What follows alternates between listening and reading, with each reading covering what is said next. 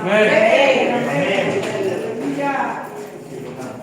Sí, uno extraña a su papá y a su mamá. No los extraña. Pero sabemos que ellos están allá bien. Y qué bueno que están allá ante este día malo. Llevando buenas nuevas, dando esperanza. Y que luego las puedan transmitir a nosotros que somos sus hermanos. Amén. Mi hermano, esta semana ha sido una semana difícil, ha sido una semana de muchas noticias, de muchos comentarios, de mucha información cargada, no sé si en su vida, pero en la mía ha sido. Y Dios buscándole, porque uno a la acción hay una reacción. Tenía días hablando conmigo un tema, y cuando el pastor me da la oportunidad de predicar, pues uno empieza a pensar qué sería mejor para la iglesia y qué será mejor que algo que Dios te ha ministrado a ti. Ese es el mensaje de hoy. Vamos a leer rápidamente para que luego tomes asiento en el libro de Salmos, capítulo 46, versículo 10, para que usted vea que ante tantas noticias malas, comentarios, cosas que quieren hacerte daño, que el Señor me ha invitado a hacer en esta semana. Dice, bajo la bendición del Padre, del Hijo y del Espíritu Santo. Dice, estad quietos y conoced que yo soy Dios. Seré exaltado entre las naciones, enaltecido seré en la tierra. De eso vamos a hablar hoy. Estad quietos. Padre Celestial, Señor, yo te doy gracias, Dios, por el privilegio. Gracias por la oportunidad de ministrar a tu iglesia. Yo te ruego, Dios, que todo pensamiento, Dios, que proviene de mi carne, sea sustituido por tu palabra sagrada, la cual viene, Señor, a edificar a tu pueblo, Señor. Te doy gracias, Dios, por mis hermanos que han dispuesto y seguirán disponiendo su oído y su atención a este mensaje que tú tienes para transformación de su vida y de su familia. En el nombre de Jesús, amén. Pueden sentarse, mis hermanos. Es un versículo corto, pero como siempre, es como proverbio. En un solo versículo, pues te dice todo lo que necesitas. Y esto de estar quietos es una orden, es una sugerencia, y lo dice el Señor, porque nosotros por costumbre no tendemos a estar quietos. Nosotros por costumbre tenemos la necesidad de afanarnos, de construir, de hacer, de actuar, de reaccionar, de responder, de trabajar, de ahorrar, de ¿cómo se llama esto? De agrupar, de guardar. Esa es nuestra costumbre. Y en algunos casos es bueno, pero en otras, en donde no depende de nosotros, el Señor te dice, estás quieto. Y vamos a ver en qué ocasiones eso pudiera pasar. Este salmo fue escrito como de costumbre, porque en muchas partes de la Biblia fue escrita así. No en un momento de tranquilidad, sino en un momento de caos, de crisis y de amenaza. ¿Sí? ¿Cuántos de nosotros hemos estado en caos, en crisis y en amenaza? Pues estos salmos así que edifican, si te estoy diciendo que es una situación de caos, de crisis y de amenaza, el Señor habla a su pueblo y le dice cosas como estas. Estad quietos. Y generalmente cuando hay caos, cuando hay crisis, cuando hay amenaza, lo menos que hacemos es estar quietos. Pues nos llenamos incluso en este mundo de ansiedad, nos ponemos más acelerados y nos justificamos porque tenemos un caos, una crisis o una amenaza.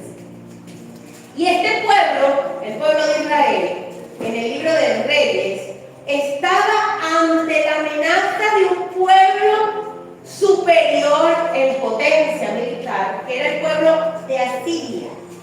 El pueblo de Israel estaba siendo rodeado, o iba a ser rodeado, por el pueblo de Asiria.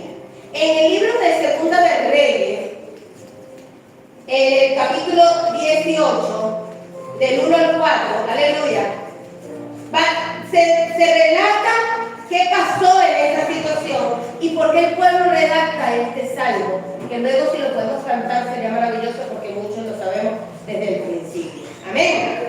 Era un pueblo que estaba reinado por el rey Ezequías. y que tenía de profeta a Isaías. Es decir, hoy día sabemos que es un pueblo que estaba gobernado por el Señor. Segunda de Reyes 18, del 1 al 4 dice: el tercer año de Oseas, hijo de Ela, rey de Israel, comenzó a reinar Ezequías, hijo de Acaz, rey de Judá, hasta el 4. Cuando comenzó a reinar, era de 25 años y reinó en Jerusalén 29 años. El nombre de su madre fue Abi, hija de Zacarías. Hizo lo recto ante los ojos de Jehová, conforme a todas las cosas que había hecho David, su padre. Él quitó, mira cómo gobernó, los lugares altos y quebró las imágenes y cortó los símbolos de acera e hizo pedazos la serpiente de bronce que había hecho Moisés, porque hasta entonces le quemaban incienso los hijos de Israel, y la llamó Neusta. Empezando a gobernar jovencito, hizo lo bueno ante los ojos de Jehová. Ese es el rey Ezequías. Quitó los altares. Recuerden que nosotros, el pueblo de Israel, fue gobernado por reyes buenos y reyes malos. Unos dejaban y otros destruían los altares. Y eso pasaba constantemente. Y si eso pasaba constantemente, es porque el pueblo de Israel tenía la necesidad de adorar. Y cuando se le perdía el norte de cuál era el verdadero Dios, comenzaban a adorar dioses falsos, hasta una serpiente hecha para una ocasión le rendía un culto. Y esa es respuesta a nuestra tendencia idólatra, aferrarnos incluso de las cosas que aparentemente son espirituales.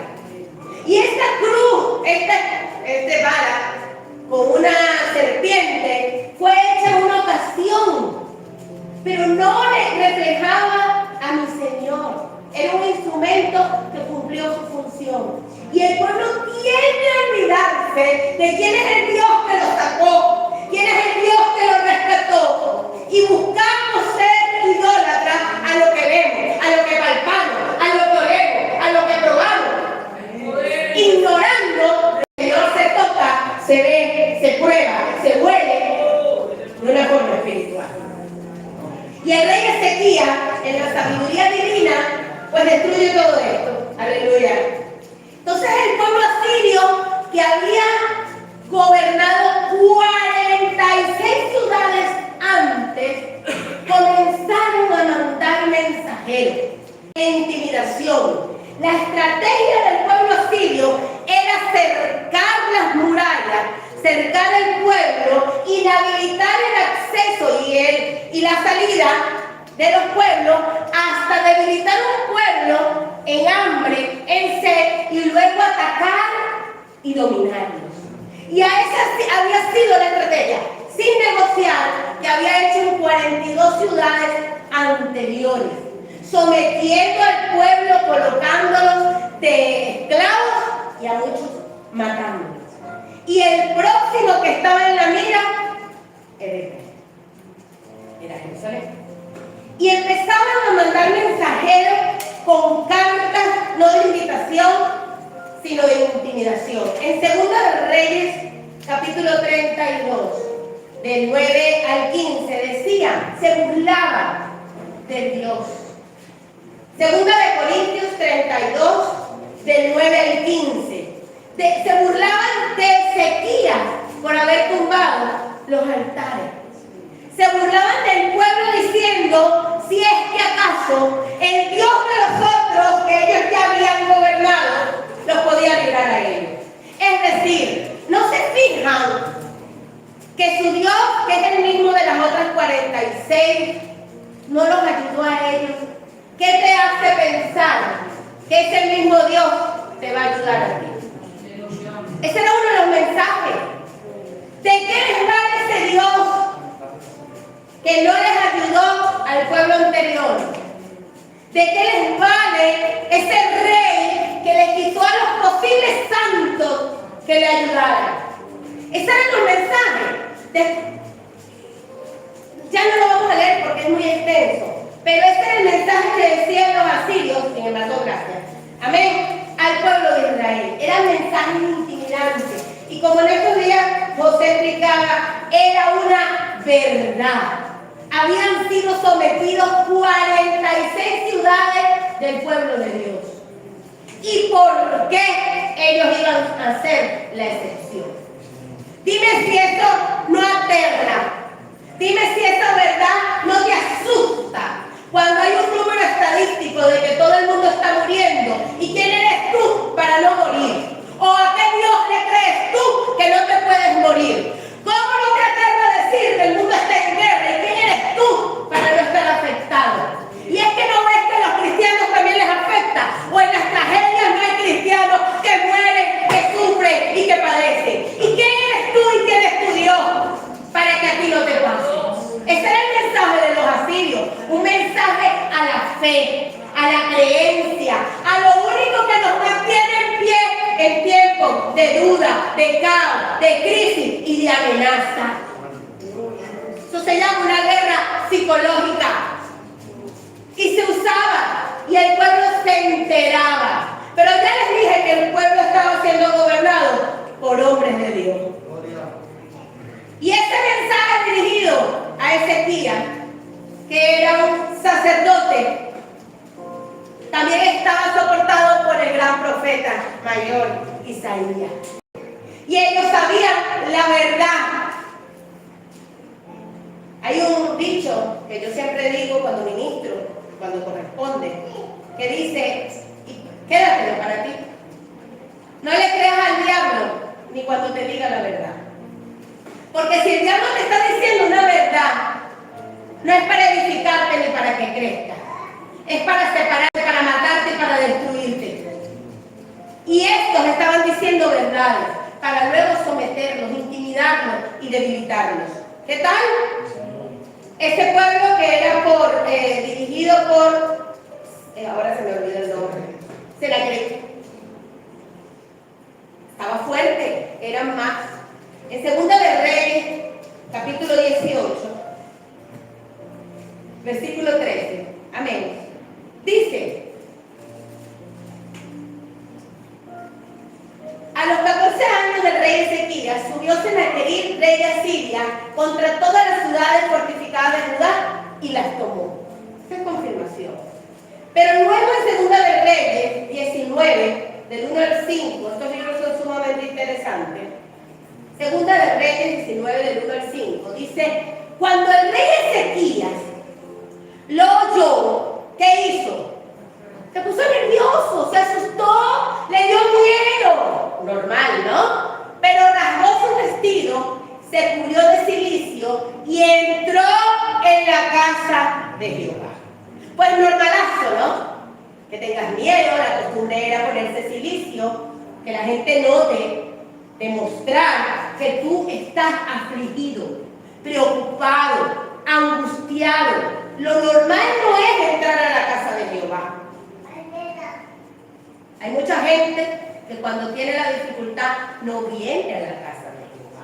Santo Dios. No vamos a la casa de Jehová. Porque estamos inquietos, afligidos, dolidos. Pero Ezequías lo hizo. ¿Y qué dice el resto? El 2. Y envió a Eliaquín, mayordomo, a Sebna, escriba, y los ancianos de los sacerdotes, cubiertos de cilicio, al profeta Isaías, hijo de Amós. Llámenme al profeta, mándenle esta información. Necesito respaldo espiritual. Esto es fuerte y necesito la intervención de Dios a través del profeta. Para que le dijese, así ha dicho Ezequías, este día es día de angustia, de represión y de blasfemia, porque los hijos están a punto de nacer y la que da luz no tiene fuerza. Quizá oirá Jehová tu Dios todas las palabras de Rabasés, a quien el rey de los asirios, su señor, ha enviado para blasfemar a Dios viviente y para vituperar con palabras, las cuales Jehová tu Dios ha oído. O sea, ya tú sabes de lo que estoy hablando. Por tanto, eleva oración, oremos por el remanente que aún queda. El 5. Vinieron pues los siervos de Israel, del rey Ezequías, a Isaías y llevaron a la información. Ahí comienza el quedarse quietos. Ahí comienza el que va a pasar. El quedarse quieto no significa pasividad o descanso, sino quedarse quieto ante un caos, una crisis y una amenaza es sinónimo de valentía. ¿Pero cómo? Pues sí. No es más valiente el que sale a pelear. También. Pero confiar en Dios, quedarse quieto en que Él resuelva, eso es para valientes. Aleluya. Eso es controlar tu nervio, tu angustia, lo que te está moviendo y esperar lo que Dios ya te prometió, aunque sea la muerte. Aleluya. Lo primero que hay que desarmar en una guerra espiritual que te amenaza, que te dice, que te quiere debilitar, ¿adivina qué es? Los pensamientos. Es a donde ellos empezaron a atacar, a debilitar. El no valiente no piensa, reacciona. El valiente se queda y combate esos pensamientos que generalmente traen más caos del que realmente es. En nuestra mente son capaces de fabricarse escenarios catastróficos antes de que suceda. A una madre le dicen que su hijo no aparece y lo primero que piensa una madre es que a su hijo le pasó lo peor. Y pasa una película por tu cabeza viendo esta ambulancia. Y si por casualidad sale una sirena, es mío. Y lo primero que hay que desarmar ante una guerra, una amenaza y un caos es ese malvado pensamiento en el que tejemos catástrofe tras catástrofe. Yo siempre doy como herramienta que uno, generalmente, procura ese espacio, esa intimidad, esa soledad, ese sillón, esa habitación a solas para sentarte a tejer toda tu calamidad. Y mientras vas tejiendo tu trenza, se va engordando ese montón de pensamientos peores de la amenaza, con supuestas cosas que te pueden suceder. Y estas trenzas son hechas a base de mentiras, que son la única herramienta que utiliza Satanás para ocupar tu mente y accionar en contra de ella. La otra es alto al fuego. Evita ya tu pensamiento, cambia mentiras por verdades y evita bombardeo de información, imágenes, vídeos, noticias desalentadoras que solo quieren crear caos y inestabilidad. Usted prende las noticias y nada te lleva a la alegría, nada te lleva al gozo. Todo es un problema y todo va a ir a peor. Porque detrás de cada cosa hay una supuesta posible solución. Una enfermedad, una pastilla, medicamento, un oasis. Pero si nosotros alto el fuego y evitamos conversaciones, evitamos vídeos, evitamos noticias, evitamos comentarios, pues la cosa va bien. Evita aquí, evita aquí, evita aquí. Evita aquí, hasta aquí. A los que somos olfativos. Lo que provoca alerta. Que a veces no se siente atacado con una noticia, con ese bendito teléfono que le haces así y es mala tras mala, o fea tras fea, o falsa tras falsa, o filtro tras filtro. El bombardeo está malo. Hay que hacer un equilibrio. La otra, dejar forzar. A veces nos empeñamos Y como hemos trabajado, hemos luchado y nos los merecemos, de ahí nadie nos saca. Y resulta que viene el Señor y ¡pum! Cierra la puerta. Porque por ahí no es. Y ese dejar forzar, pues es de valiente. Porque te domina a ti mismo tu ego. ¿Cómo es posible que yo no haya podido hacer tal cosa que yo merecía? ¿Cómo es posible que yo no pude llevar a cabo un plan cuando yo lo planeé también y trabajé por él? Y entonces viene la frustración. Pues dejar forzar en Jeremías 29:11 dice lo que dice el Señor en cuanto a los planes, porque yo sé los pensamientos que tengo acerca de vosotros, dice Jehová, pensamientos de paz y no de maldad, para daros el fin que esperáis. Nosotros a veces desconocemos cuál fin esperamos. Por eso es que el cristiano tiene gozo, porque está ubicado en cuál es el fin. Sabemos cuál es la meta a la que hemos sido llamados.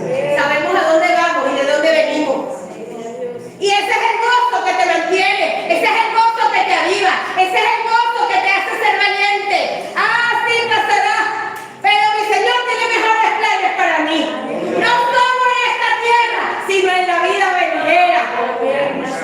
Pues eso tiene que ser ya suficiente para darte aliento en este caos, en esta crisis y en este ataque espiritual. De que aunque otros piensen mal de ti, mi Señor tiene mejores planes para ti. Y aunque tus planes sean buenos, los de Él son mejores.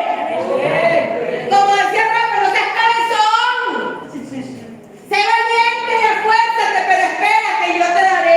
Ah, pero uno saca cuenta y en este año, en marzo ya yo debo. En agosto ya yo tengo. En nada que ver. Mi Señor puede hacer las cosas de inmediato. Puede. Es Dios. Pero raramente lo hace así. Y los cristianos, no estoy hablando del inconverso, le atribuyen la categoría de milagro a las cosas que se hacen instantáneas. Es decir, se asocia el milagro con la magia.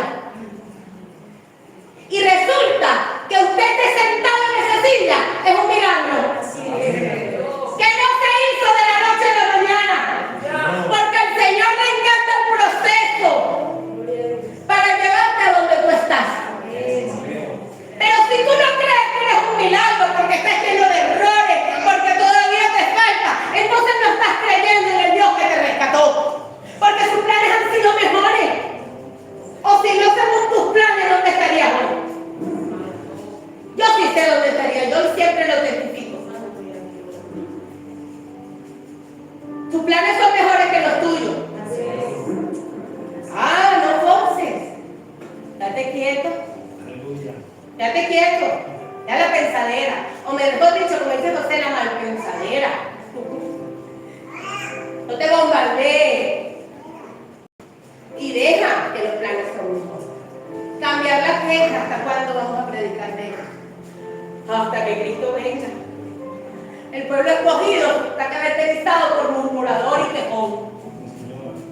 Cuando estaban cantando manda maná del cielo, ¡ay Dios! Es lo que es comer maná todos los días.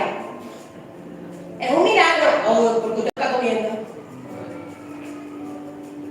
Nosotros comimos por 2 años más o menos seguidos lentejas. Y no eran lentejas con huesito ahumado y con ajo y cebolla. En el mejor de los casos había ajo y cebolla. Y en Venezuela se hacía la lenteja de tu forma, ¿no? Como sopa, como seca, con croquetas, tortitas. No hay nada receta de lenteja. Yo estaba cansada de la lenteja. Pero la lenteja es un maná indiscutiblemente. Porque está llena de proteínas, es uno de los mejores alimentos. O sea, coma lenteja y no se va a morir. Y así fue. Así era, por eso era el alimento que enviaba. Pues no era arroz, no era pasta, no era huevo, era lenteja y sardina, que también es alto en alimentación. Lenteja y sardina. Pero yo estaba cansada de la lenteja y de la sardina. Porque yo soy el pueblo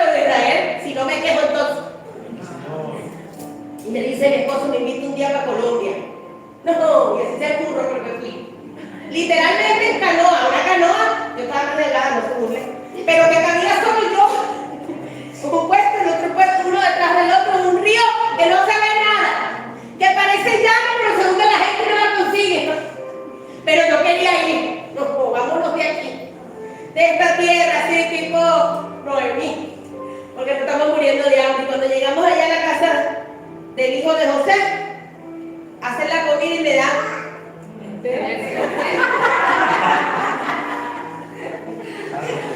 Nos quedamos como 7 días, como la mitad comimos lentejas. Yo dije, esto es conmigo. ¿Y qué podía? No la cocinaba yo, sabía un poco distinta. Era el maná. Es que date cuenta ahora, ¿no? En ese momento mira, creo que yo iba a decir, sí, yo creí que era maná, pero no es gracias, Señor, por el maná. Pero no tienen otro por ahí. ¿Estás todo lo que hice? ¿Qué? ¿Estás todo lo que hice? Pero ¿cómo no? ¿Cómo no juzgaron? Cuando llegamos a Venezuela, continuamos comiendo lentejas. Aquí se come lentejas por lo menos una vez a la semana. Y en el colegio cuando me ofrecían, yo decía, y no es que no me guste, que me cansé, pero me las como y sabe bien. Y son muy nobles, lo que le echen sabe bien. Y el español ama la lenteja. Conmigo está el maná. Pero la murmuración y la queja no deja, aunque sea cristiana, de aparecer. Porque tú no quieres, tú quieres comer un plato diferente todos los días. Porque tú te quieres vestir bien, porque tú quieres calzarte. Porque para eso tú trabajas. Y el enojo viene acompañado después de esa queja, de la murmuración. Pero después del enojo, la queja, el enojo viene el pánico, cuando algo no se va a dar. Y esa se combate.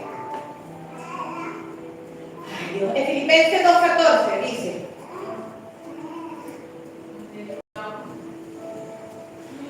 haced todo sin murmuraciones y contiendas. Ya de murmurar, esto le da una enseñanza que le tengo que confesar, y él sabe que a la tercera vez fue que la entendí. Y la entendí profunda, de que Dios dice que no murmuremos, ciertamente, pero a veces las murmuraciones que se dicen con verdad, porque generalmente es así, si no son para edificar y yo no tengo la solución o yo no soy parte de la solución, se queda en esta mala murmuración. Pero si yo digo, chicos, hay que arreglar las sillas, y yo me pongo a arreglar las sillas porque están desordenadas, soy parte de la solución. La murmuración de solo señalar, ver, criticar, es la que al Señor no le gusta. Amén. Porque las murmuraciones son parte de verdad. Dígame si no es verdad que ya yo estaba cansada de la lenteja. Dígame si no es verdad que eso cansa. Allá usted el alimento que comió por muchos años, o lo que le tocó hacer por mucho tiempo. Y usted se cansaba de dormir mal, de vivir mal, y se cansó y murmuró. Pero también es parte de la solución. Pues también lo como y digo, gracias Señor por tu maná. Y veo, ¿cómo es? Tiene vitamina. Entonces le veo el sentido a la cosa. ¿Qué hizo Ezequías ante estas amenazas? En el libro de Reyes, Segunda de Reyes, capítulo 19. Una estrategia militar. Segunda de Reyes 19, del 14 al 16. Dice que no buscó alianza con otras naciones. Y tomó Ezequías las cartas, ¿se acuerdan las cartas? De intimidación, de mano de los embajadores. Y después que las hubo leído, subió otra vez a la casa de Jehová y las extendió Ezequías delante de Jehová. Y oró Ezequías delante de Jehová diciendo: Jehová, Dios de Israel, que moras entre los querubines, solo tú eres Dios de todos los reinos de la tierra. Tú hiciste el cielo y la tierra. Inclina, oh Jehová, tu oído y oye, abre, oh Jehová, tus ojos y mira y oye las palabras de Sennacherib, que ha enviado a blasfemar al Dios viviente. Las puso en oración. Se sentía dolido, no se puso a murmurar, buscó al profeta, lo mandó a llamar y a decirlo, y le dijo: Dios, ¿tú qué ves? Mira lo que han enviado, por favor inclina. Clamó, oró, no es ninguna estrategia militar, es una estrategia espiritual. Se quedó quieto, mandó al pueblo a no responder al enemigo, a no caer en tentación, oídos sordos, y entró en el templo como buen dirigente y estaba rodeado de gente, de personas de fe. ¿Con quién te rodeas tú? Cuando quieres murmurar, buscas al que te va a decir deja, o al que va a alimentar tu murmuración. Bien. Cuando vas a pelear, no te quedas con esta, buscas al que te diga, pero bueno, es un proceso, a mí también me pasó. O buscas el matazón, que yo te digo. Muy bien, aleluya. Resultado, quédense quietos. Mira lo que resultó, Segunda de Reyes 19, del 6 al 7, la respuesta profética. Mira lo que pasó de esta oración, de este hombre de Dios. Isaías, yo te dije Segunda de Reyes 19, del 6 al 7. E Isaías le respondió: así diréis a vuestro Señor, así ha dicho Jehová, no temas por las palabras que has oído, con las cuales me han blasfemado los hijos del rey de Asiria. He aquí pondré yo en él un espíritu y oirá rumor y volverá a su tierra y haré que en su tierra caiga a espada. Esa fue la respuesta. En Isaías 37, 33 también dice: por lo tanto, así dice Jehová acerca del rey de Asiria: no entrará en esta ciudad, ni arrojará saeta en ella. No vendrá delante de ella con escudo, ni levantará contra ella baluarte. Esa fue la respuesta del Señor. Había una tensa espera. Venían, los rodeaban. Un silencio absoluto, porque Ezequiel dijo: no contesten. No, les prohibió responder. Experimentaron quedarse quietos. La Biblia dice que durante la noche hubo una intervención divina, y no se explica, solo fue divina. Culminó en el campamento a 185,000 soldados. Se murieron en las tiendas. ¿Eso qué es? Milagro. La respuesta. Al día siguiente, el pueblo asirio se fue, desapareció y regresó a Nínive con la derrota. Aleluya.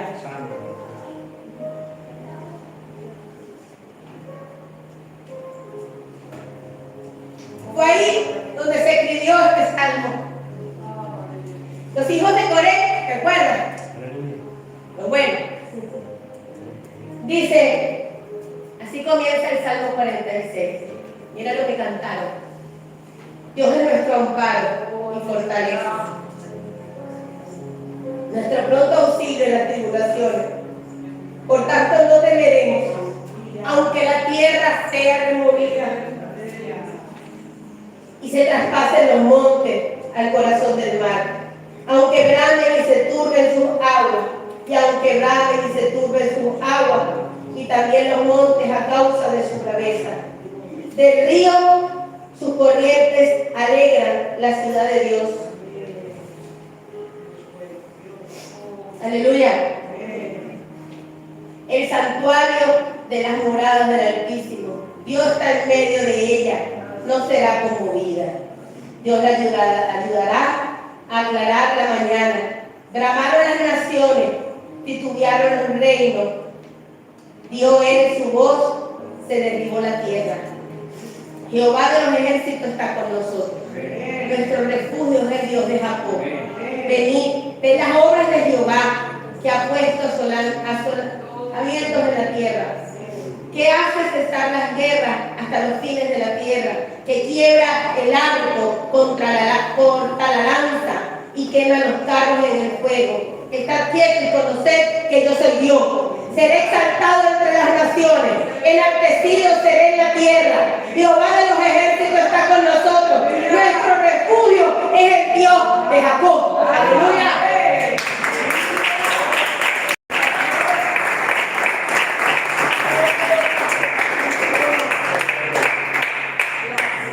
Ese fue el canto que se cantó, valga la redundancia. Ellos solo se quedaron quietos. Pero hasta aquí, esta no es la prédica, mis hermanos. Este no es el mensaje. El mensaje es quédate quieto, pero hay una historia narrada en el libro de Crónicas que le va a decir por qué ellos ganaron, además de lo que ya se ha explicado. Esa batalla que estaba ya en manos del enemigo era una ganancia segura del pueblo de Asiria. Pero en segunda de Crónicas, capítulo 32, del versículo 1 al 8, dice: después de estas cosas y de esta fidelidad, vino Senaquerib, rey de Asirio, e invadió a Judá, y acampó contra las ciudades fortificadas con la intención de conquistarlas. Viendo pues el rey, el que ya les conté, ¿sí?, la venida de Senaquerib y su intención de combatir a Jerusalén, tuvo consejo de sus príncipes y sus hombres valientes para cegar las fuentes de agua que estaban fuera de la ciudad. Y ellos le apoyaron. Entonces se reunió mucho pueblo y cegaron todas las fuentes y el arroyo que corría por a través del territorio, diciendo: ¿por qué han de hallar los reyes de Asiria muchas aguas cuando vengan?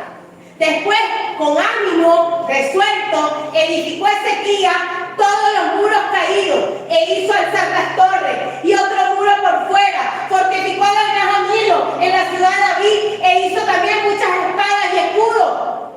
Y puso capitanes de guerra sobre el pueblo y los hizo reunir en la plaza de la puerta de la ciudad y habló al corazón de ellos diciendo: esforzaos y animaos, no temáis, ni tengáis miedo del rey de Asiria, ni de toda la multitud que con él viene, porque hay con nosotros, porque más hay con nosotros que con él.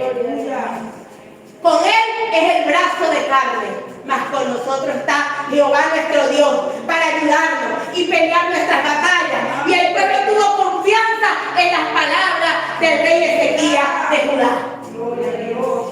¿Qué hizo antes de quedarse quieto? La estrategia, aleluya, y me van a escuchar, de Asiria era cercana, que no tuvieran el vital líquido. Puedes quedarte sin comer, pero sin agua te mueres. Y lo cercaban y le quitaban el agua. Y Ezequías, antes de quedarse quieto, estaba vigilando y preparó el terreno ante el ataque que venía. Preparó a su ejército, buscó apoyo e hicieron una obra de arquitectura de hoy día. El pozo que suministraba agua a ese pueblo estaba fuera de la muralla y las tuberías que regaban el pueblo estaban por fuera. Cuando ellos fueran cercados, el pueblo no tenía agua y los atacantes sí. E hicieron un trabajo de ingeniería con las manos, cerraron todas las salidas y construyeron un túnel. ¿Saben en qué año estoy hablando? Un túnel interno, subterráneo, no por la tierra, sino por roca, desde el pozo que le suministraba a un pozo que hicieron dentro. Y ese pozo se hizo con la siguiente estrategia. Mandaron a unos hombres allá y otros aquí, y por debajo fueron dándole sin maqueta, sin mapa, sin nada. contra el otro. Y frenaron cuando se consiguieron. Y una vez cavado ese hoyo de 533 metros, por debajo, oculto de afuera, sin acceso, entre rocas, por ahí corrió el agua que suministraba el agua a Israel. Ese túnel existe todavía. En ese túnel hoy día hay visitas guiadas, porque representa a un rey que ciertamente oró, que se quedó quieto cuando Dios lo mandó, pero accionó ante los ataques del enemigo. Si tú ves que el ataque del enemigo siempre es el mismo, ¿hasta cuándo le vas a dar agua? ¿Hasta cuándo no te vas a fortificar? ¿Hasta cuándo no vas a proteger a los que están bajo tu cargo? ¿Hasta cuándo vas a seguir escuchando las murmuraciones o esperando que el enemigo te ataque? Si ya tú sabes cuál es la estrategia. Tú sabes cuál es la estrategia del enemigo contigo. Tú sabes cuándo te quita el agua. Tú sabes cuál es tu debilidad. Tú sabes por dónde viene él a acercarte hasta debilitarte para luego matarte y exterminarte. Y tú no haces nada si tú oras, pero ya antes, quédate quieto en el momento del ataque, pero prepara tu terreno, prepara tu fortificación. ¿Cómo te preparas? Uniéndote, pidiendo, estrategia, quita, construye, o tus bases están sobre la arena. Si tú estás en cimiento, si tú estás en roca, si tus raíces están profundas, ningún comentario, ningún ataque te removerá. Y las amenazas te pasarán. Claro que estuvo quieto, pero ya había trabajado. Pero la gente se quiere enfrentar al diablo sin trabajar,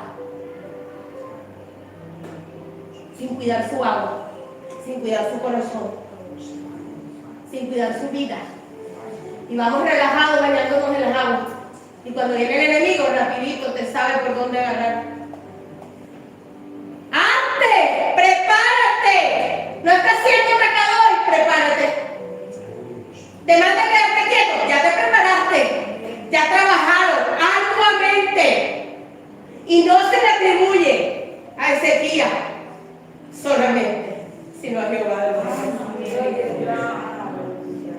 Fue un milagro de la noche a la mañana, ¡ja!, que se murieran los 185,000. Pero ¿y el río? ¿Fue de la noche a la mañana? ¿Fue así? ¿O fue un trabajo? Ameritó esfuerzo, ameritó ponerse de acuerdo, ameritó tener visión.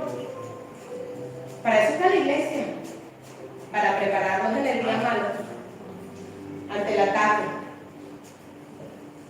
o guardar nuestras aguas, o guardar nuestra vida, a no confiar solo de oro y se va, sí, pero la fe sin obra es muerta. ¿Qué estás haciendo? Y Dios dio la victoria. Hay una placa cuando vayamos a Jerusalén. Yo no quiere ir, mi esposo sí, dijo Gloria. Cuando se encontraron los dos equipos, los que venían cavando desde aquí a Puntico, después imaginar el pico de esa época, no es excavadora, pico, oscuro, estrecho, solo los hombros pasaban. Se encontraron, hicieron una placa y está escrito que los dos pueblos, los dos equipos se encontraron y está esta identificación. Y todavía corre agua. Escríbete. Aquí se encontraron. Aquí se encontraron los equipos. Aquí en esta casa se encontraron los equipos. Y aquí todavía corre agua. Si vamos a Jerusalén, yo quiero ir. A lo mejor a la mitad me voy, me devuelvo porque me da miedo. Pero qué tonta, porque a la mitad ya me tocaría la mitad otra vez que voy a recorrer, y en vez de ir para atrás, voy para adelante, ¿no? Y el agua me salvó. El Señor. ¿Tienes que tener estrategias? Sí. Pelea. Mejor dicho, esfuérzate, construye. Pide estrategia. Y cuando te toque quedarte quieto, que el Señor peleará por ti. Y te dará la victoria. Y la gloria, el Señor será exaltado. Eso es lo que te pide. ¿Qué le parece? ¿Estás quieto? No has hecho nada. Ah, yo quiero esa victoria. Oh, lo tomo las cartas y Dios hace. Sí, Ezequiel. Es porque no vinieron todo el trabajo, como estaban negritos, de tantos o blanquitos, porque era un subterráneo, con callos. Y no para vanagloria, porque esa estrategia también la da el Señor. El Señor me ministraba, mis hermanos, que el espíritu, y eso está aquí muy arraigado, de quererse hacerse rico de la noche a la mañana. Por eso se juega tanta lotería. Y cree que es un milagro. Y resulta que el Señor te pudo haber puesto al nacer como hijo de los reyes. Pero no, decidió que nacieras allá. No fueras tan rico, a veces medio pobre, pero está haciendo el proceso. Y entonces a lo mejor tú has trabajado, y tú dices por mi fuerza, Él ha permitido que tú trabajaras. Ha cerrado trabajos, te manda otro, y así. Te ha quitado cosas y te ha puesto otras. Y puede que te ponga en una buena posición. Pero sí, porque yo estudié. ¿Quién te permitió que estudiaras? ¿Quién te permitió que respiraras, que vivieras, que caminaras, que conocieras, que tuvieras a padre? ¿O alguien que te ayudara? Entonces no es tuyo. Siempre el nombre del Señor se ha exaltado. Y conocerán que yo soy Dios. Yo no puedo hacer nada por mis compañeros y connacionales venezolanos que están ahí. No puedo. Y eso te frustra. Pero me toca quedarme quieta y orar. Y Dios tiene el control, hasta el que murió como el que vivió. Y es devastador y te da tristeza, sea donde sea, porque cualquier país es azotado con esto, después de haber sido azotado con no ha parado. Te da tristeza y dices, bueno, pero ¿qué tenemos que aprender allá? Yo solté algo que es muy religioso y de lo que me arrepiento, ¿no? Pero no deja de ser parte de lo que el pueblo quiere, de lo que Dios quiere. Quiere que le adoremos solo a Él. Con toda la crisis y toda la cosa que hay en Venezuela, el 24 estaba así, lleno. Y esa zona donde sucedió, así, de turistas, que fueron a adorar a San Juan. Y no estoy diciendo que sea un castigo, porque cada cosa entonces sería un castigo, ¿no? Si a ti te cae una enfermedad, entonces tú eres culpable. Estaría como los amigos de Job. Pero mi Señor quiere y te demanda que le adores solo a Él. No importa dónde estés, solo a Él. Entonces en la mañana San Juan y en la noche a Dios. No, a Dios. Aunque en la mañana esté bien y en la noche me muera, a Dios. Un número de lotería para salir de la pobreza, no, a Dios. Por la lenteja, por el pan, por el tomate, que aquí fue así, el pan y el tomate, ahora es un lujo. Ahora lo venden, ¿no? En los cafetines, la de los bares. Y era la herramienta de sacarte adelante. Y el pan con tomate en Italia, ahora la pizza. Maná. ¿Cuál es tu caos? ¿Cuál es tu crisis? ¿Cuál es tu amenaza? ¿Quién te amenaza? ¿Estás construyendo? ¿Le estás cortando la vida al enemigo? ¿Le estás quitando la oportunidad de atacarte? ¿Estás cerrando tu oído? ¿Estás cerrando tu vista? ¿Estás frenando tu lengua? ¿Estás preparando tu cimiento? Mi fe, mi fortaleza, mi Dios.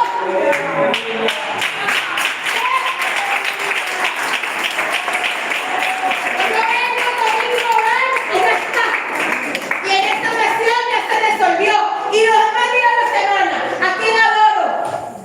¿A quién veo? ¿A quién busco? ¿En quién confío? ¿O solo cuando estoy bien? Pues tanto estoy bien como estoy mal. Córtale al enemigo. En este caso al enemigo, ni agua. No es al otro, acuérdate que hay que amar a nuestros enemigos. Pero a este, a Satanás, ni que te diga la verdad. Voy a orar por su caos, por su crisis, por su amenaza, por mi país. Claro que sí, ¿cómo no? Los ánimos están, cualquier comentario es sensible. Y ayer me tocó escribir así para poder decirle, hey, ¿cuál es la amenaza? La muerte.